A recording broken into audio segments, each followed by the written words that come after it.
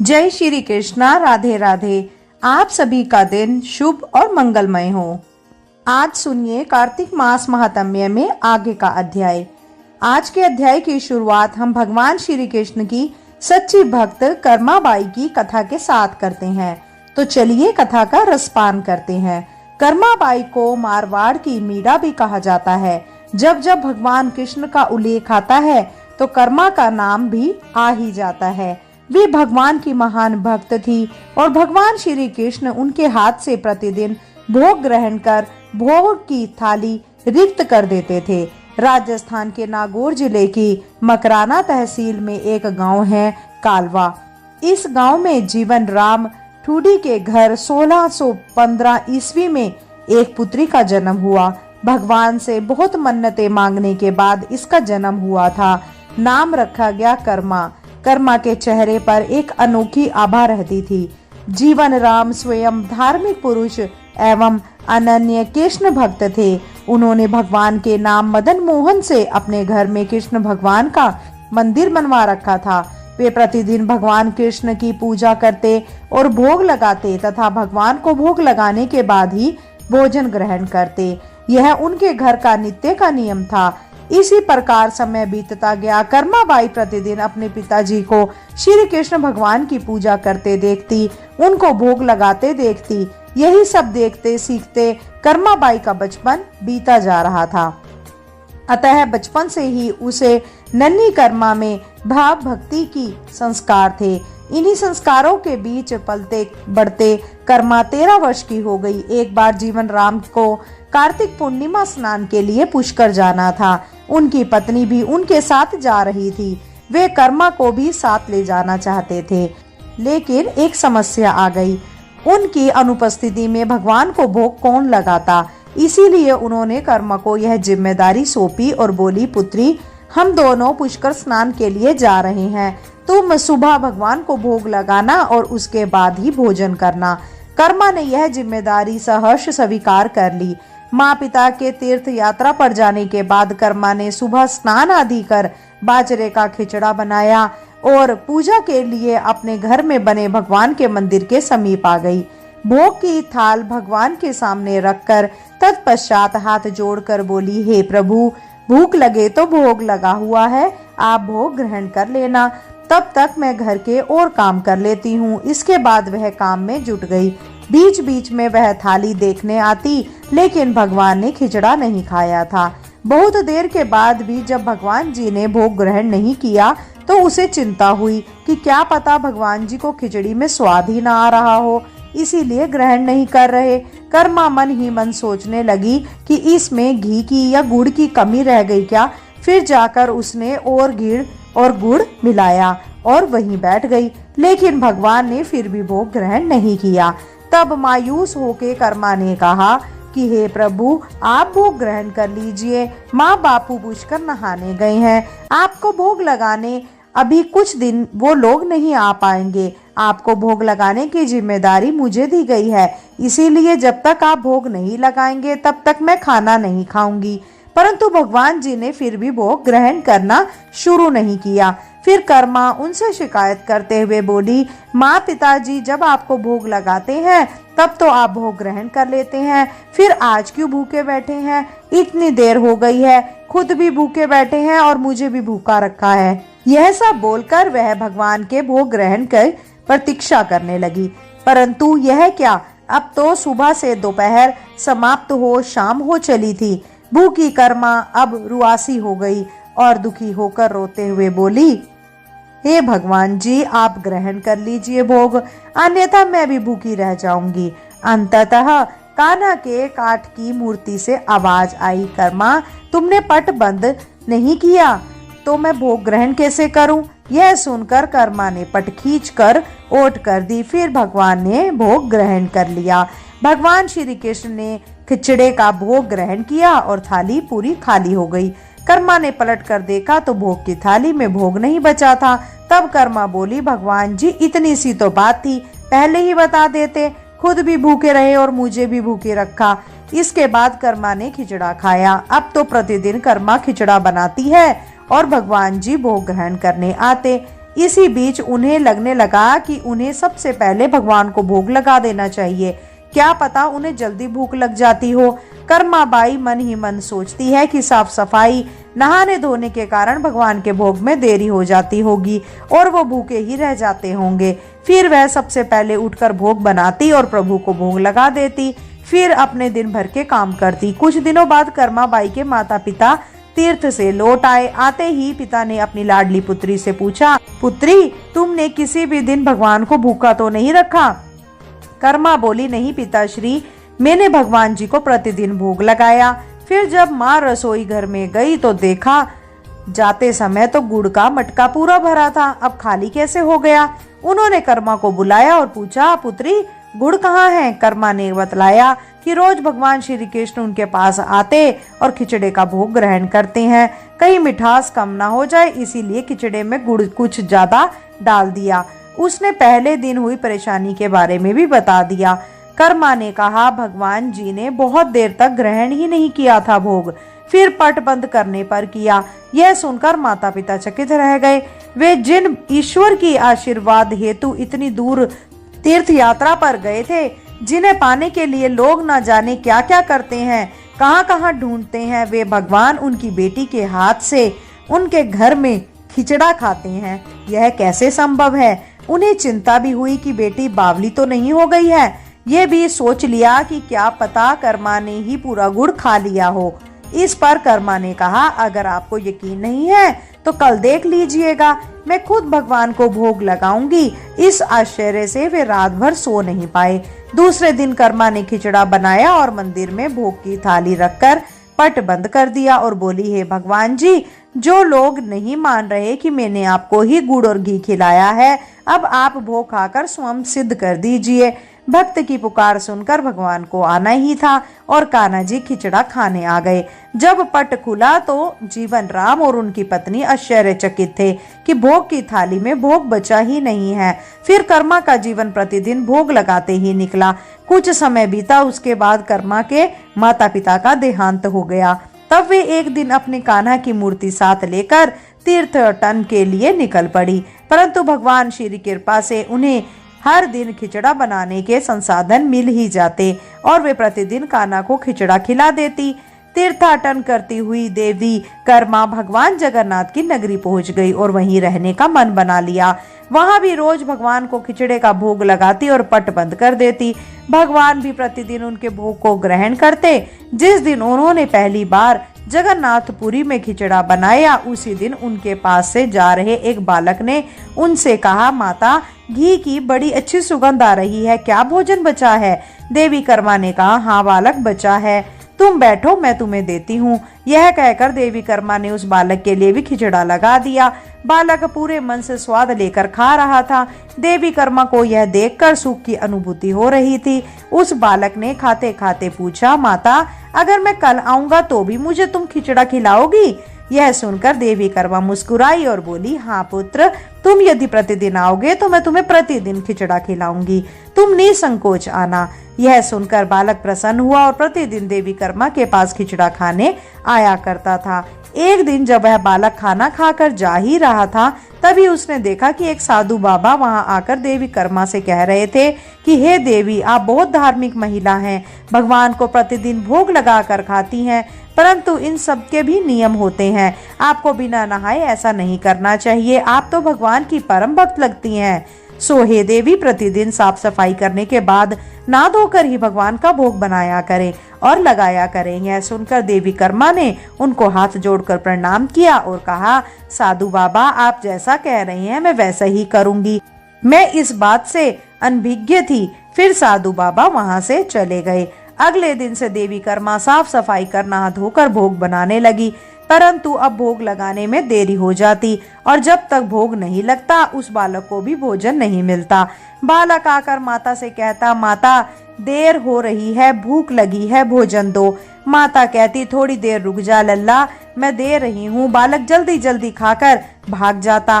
कुछ दिन ऐसे बीते, परंतु यह कौन जानता था कि वह बालक कोई और नहीं, साक्षात भगवान जगन्नाथ हैं, जो प्रतिदिन बालक का रूप धरकर कर्मा बाई के हाथ से बना खिचड़ा खाने आते थे। इतने दिनों में जब जगन्नाथ मंदिर में भगवान का पट भोग के लिए खुलता तो भगवान के मुख पर की खिचड़े का जूठन लगा होता। एक दिन पुजारी ने मुस्कुराते हुए मन ही मन कहा, हे प्रभु, आपकी लीला भी अपरंपार है। जाने किस भाग्यवान भक्त के यहाँ आप जाकर प्रतिदिन खिचड़ा खाकर आते हैं। फिर पूजा अर्चना हुई और दिन बीत गया। रात्रि हुई। रात्रि को पुजारी के स्वप्न में भगवान जगन्नाथ आए और उन्होंने पुजारी से कहा, हे भक्त, तुमने सही पहचाना। मैं अपनी एक अनन्य भक्त कर्माबाई के यहाँ प्रतिदिन उनके हाथ का बना खिचड़ा खाने जाता हूँ।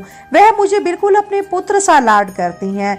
उनकी भक्ति से मैं अति प्रसन्न हूँ। परंतु इस मंदिर के एक साधु ने उन्हें कुछ आम जीवन की ज्ञानवर्धक बातें एवं उपासना का तरीका समझाया है, जिससे मुझे भोग लगाने में अब उनसे देरी हो जाती है। इसी वजह से मेरे मुंह पर खिचड़ा लगा रह जाता है।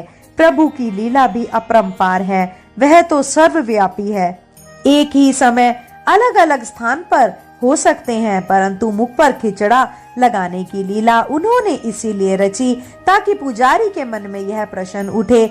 उस प्रश्न के निवारण में प्रभु पुजारी जी को यह बता सके कि आम जीवन में हम अपने ज्ञान को जब दूसरों को बताते हैं तो वह सदैव ज्ञान के लिए होना चाहिए, ना कि भक्ति के भाव को बदलने के लिए। क्योंकि संसारिक जीवन के लिए ज्ञान आवश्यक है, ज्ञान महत्वपूर्ण है, परंतु जहाँ भक्ति होती है वहाँ ज्ञान का कोई काम नहीं है। भक्ति में भक्त अपने प्रभु के प्रेम में डूबा रहता है। उपासना के कई तरीके हैं। जितने भक्त जितने उपासक, उपासना के उतने तरीके। जब ईश्वर ने ही उपासना के तरीकों पर प्रश्न नहीं उठाया तो किसी को भी किसी और की भक्ति पर प्रश्न नहीं उठाना चाहिए। साधु गलत नहीं थे। साधु अपने ज्ञान के हिसाब से ही कार्य कर रहे थे।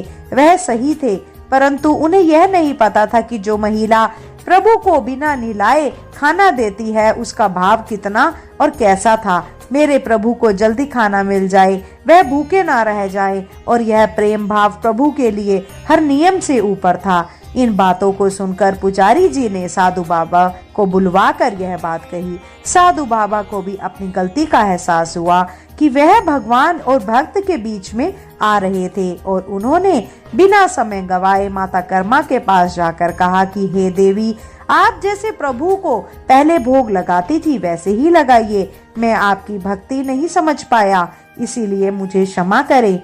देवी कर्मा ने कहा, जी ठीक है साधु बाबा, मैं कल से फिर से उसी समय पर वैसे ही भोग लगाऊंगी। माता कर्मा ने फिर उसी तरीके से भोग लगाना शुरू कर दिया और भगवान के मुख पर खिचड़े का जूठन अब नहीं लगा होता था।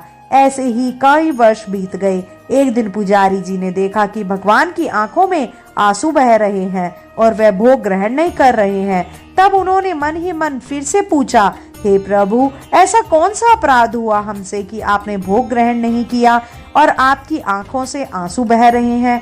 प्रभु, यदि हमसे कोई अपराध हुआ हो तो हमें क्षमा करें और भोग ग्रहण करें। आपके भक्त जन प्रसाद के लिए प्रतीक्षा कर रहे हैं। फिर क्या था, भक्त वत्सल्य प्रभु ने प्रसाद ग्रहण कर लिया, परंतु प्रभु के भोग देर से ग्रहण करने की बात और उनकी आंखों से अश्रु बहने की बात पूरी प्रजा में तेजी से फैल गई और यह बात महाराज तक जा पहुंची। महाराज अति शीघ्र मंदिर में पहुंचे और वे पुजारी जी से विचार विमर्श करने लगे।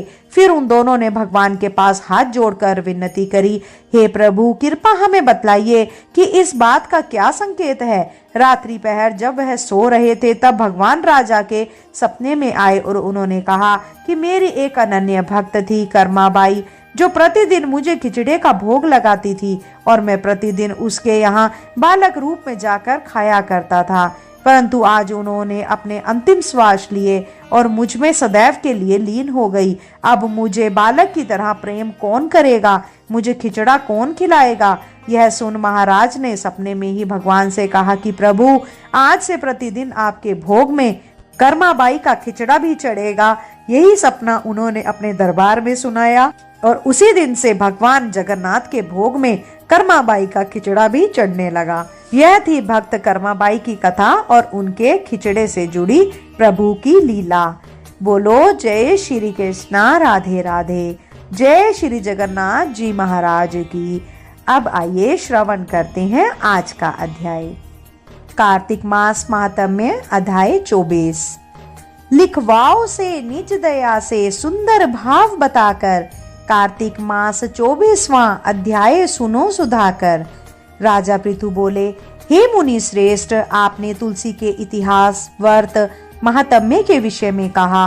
अब आपसे कृपा पाकर मुझे यह बतलाइए कि कार्तिक मास में क्या और भी देवताओं का पूजन होता है, यह भी विस्तार पूर्वक बतलाइए।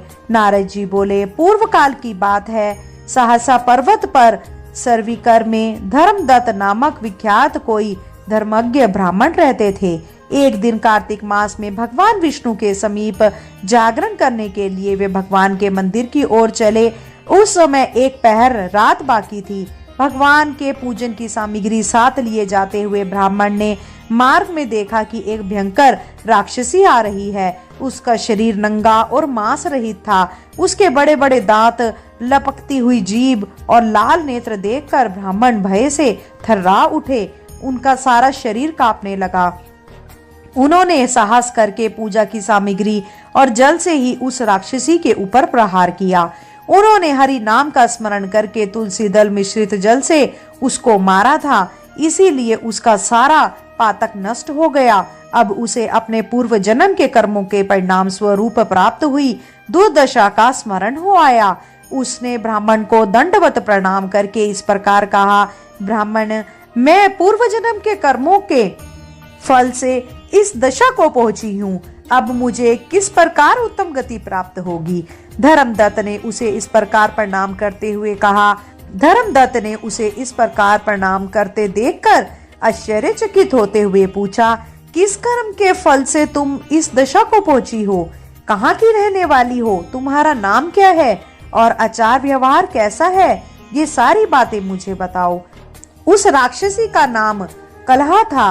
कलहा बोली, ब्राह्मण, मेरे पूर्व जन्म की बात है। सौराष्ट्र नगर में भिक्षु नामक एक ब्राह्मण रहते थे। सौराष्ट्र नाम में भिक्षु नामक एक ब्राह्मण रहते थे। मैं उनकी पत्नी थी। मेरा नाम कलहा था और मैं बड़े क्रूर स्वभाव की स्त्री थी। मैंने वचन से भी कभी अपने पति का भला नहीं किया, उन्हें कभी मीठा भोजन नहीं परोसा, सदा अपने स्वामी को धोखा ही देती रही। मुझे कलहा विशेष प्रिय थी, इसीलिए मेरे पति का मन मुझसे सदा उद्विग्न रहा करता था। अंततोगत्वा उन्होंने दूसरी स्त्री से विवाह करने का निश्चय कर लिया। तब मैंने विष खाकर अपने प्राण त्याग दिए। फिर यमराज के दूत आए और मुझे बांधकर पीटते हुए यमलोक में ले गए। वहां यमराज ने मुझे देखकर चित्रगुप्त से पूछा, चित्रगुप्त, देखो तो सही इनके कैसे कर्म किए हैं। जैसा इसका कर्म हो उसके अनुसार यह शुभ या अशुभ प्राप्त करे। चित्रगुप्त ने कहा, इसका किया हुआ कोई भी शुभ कर्म नहीं है। यह स्वयं मिठाइयां उड़ाती थी और अपने स्वामी को उसमें से कुछ भी नहीं देती थी। इसने सदा अपने स्वामी से द्वेष किया है, इसीलिए यह चमगादुरी होकर रहे और सदा कलह में ही इसकी प्रवृत्ति रही है। इसीलिए यह विष्टा भोजी सुक्री की योनि में रहे। जिस बर्तन में भोजन बनाया जाता है उसी में यह सदा अकेली खाया करती थी। अतः उसके दोष से यह अपने ही संतान का भान करने वाली बिल्ली हो। इसने अपने पति को निमित्त बनाकर आत्मघात किया है, इसीलिए यह अत्यंत निंदनीय स्त्री प्रेत के शरीर में भी कुछ काल तक अकेली ही रहे। इसे यमदूतों द्वारा निर्जल प्रदेश में भेज देना चाहिए। वहां दीर्घ काल तक यह प्रेत के शरीर में निवास करे। उसके बाद यह पापिनी शेर 3 योनियों का भी उपभोग करेगी। कलहा ने कहा, वृपर, मैं वही पापिनी कलहा हूँ। इस प्रेत शरीर में आए मुझे 500 वर्ष बीत चुके हैं। मैं सदैव भूख प्यास से पीड़ित रहा करती हूँ। एक बनिए के शरीर में प्रवेश करके मैं दक्षिण देश के कृष्णा और वेणी के संगम तक आई हूँ। ज्यों ही संगम तट पर पहुंची त्यों ही भगवान शिव और विष्णु के पार्षदों ने मुझे बलपूर्वक बनिए के शरीर से दूर भगा दिया। तब से मैं भूख का कष्ट सहन करती हुई इधर उधर घूम रही हूँ। इतने में ही आपके ऊपर मेरी दृष्टि पड़ गई। आपके हाथ से तुलसी मिश्रित जल का संसर्ग पाकर मेरे सब पाप नष्ट हो गए हैं। द्विज श्रेष्ठ, अब आप ही कोई उपाय कीजिए।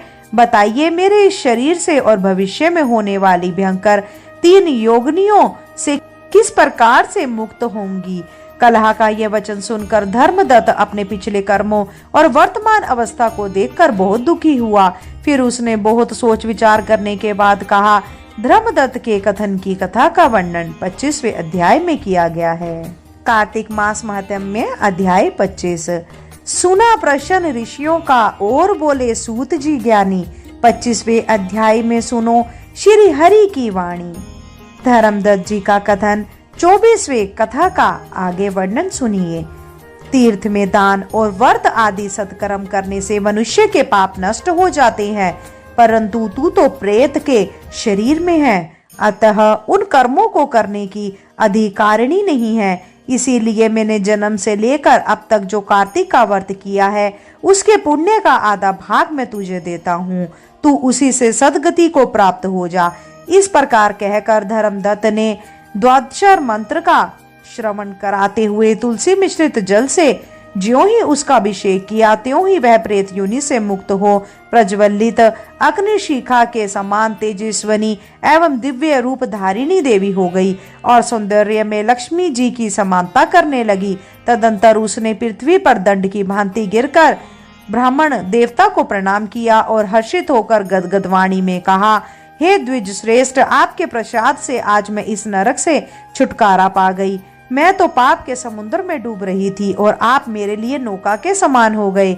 वह इस प्रकार ब्राह्मण से कह ही रही थी कि आकाश में एक दिव्य विमान उड़ता दिखाई दिया। वह अत्यंत प्रकाशमान एवं विष्णु रूपधारी पार्षदों से युक्त था।